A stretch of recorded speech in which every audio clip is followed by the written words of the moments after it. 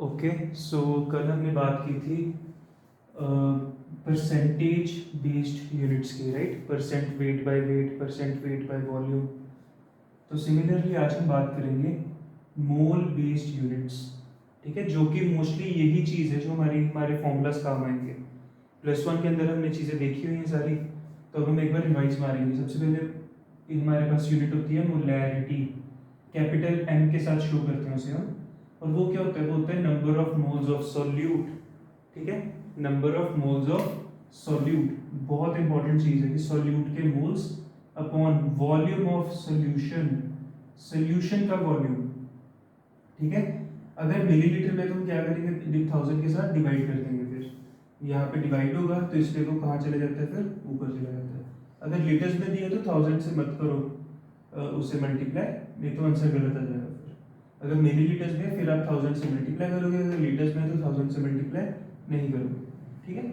Similarly हम दूसरी चीज़ होती है मोलैलिटी। डिफरेंस क्या है? यहाँ पे आर है, यहाँ पे एल है, मोलैलिटी, ठीक है? इसका फॉर्मूला क्या होता था? Number of moles of solute upon mass of solvent.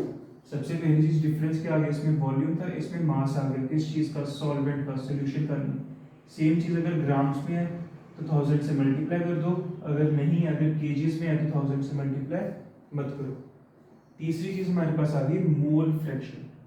सबसे पहले हम उसे शो कैसे करते हैं? उसे हम शो करते हैं लेटर एक्स के साथ। जैसे ये हो गया स्मॉल एम, ये हो गया कैपिटल एम। सिमिलरली इसके लिए क्या यूनिट हो गई हमारी?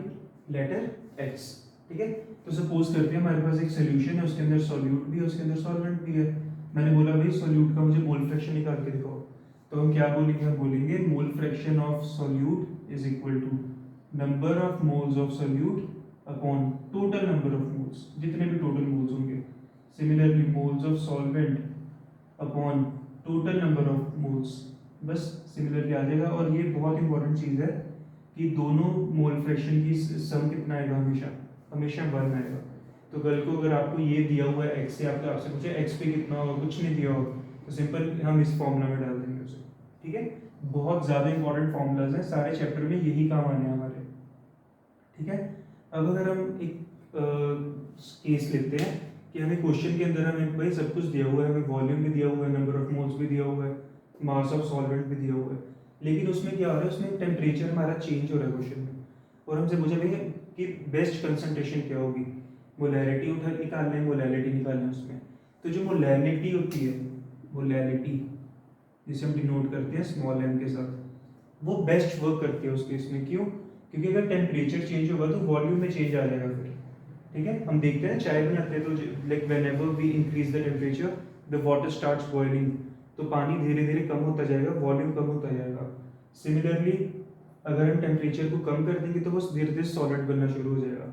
तो इसलिए जब भी टेम्परेचर चेंज होगा तो हम वॉल्यूम के साथ नहीं खेलेंगे, तो हम किसके साथ करेंगे? मास के साथ। मास उतना ही रहेगा उसमें। तो हमेशा अगर टेम्परेचर चेंज हो रहा है तो हम किस पे फोकस करेंगे? मोलैलिटी पे। तो ये कुछ चीज़ें अगर सीधे सीधे याद रखना है, मोलैलिटी होती है मोल्स अपॉन वॉल्यूम, मोलैलिटी होती है moles upon mass, mole fraction होता है मोल अपॉन टोटल मोल्स। थोड़ा बहुत याद रखने के लिए ये, इसे अच्छे से एक बार देख लीजिए और बताइए कोई डाउट है अगर।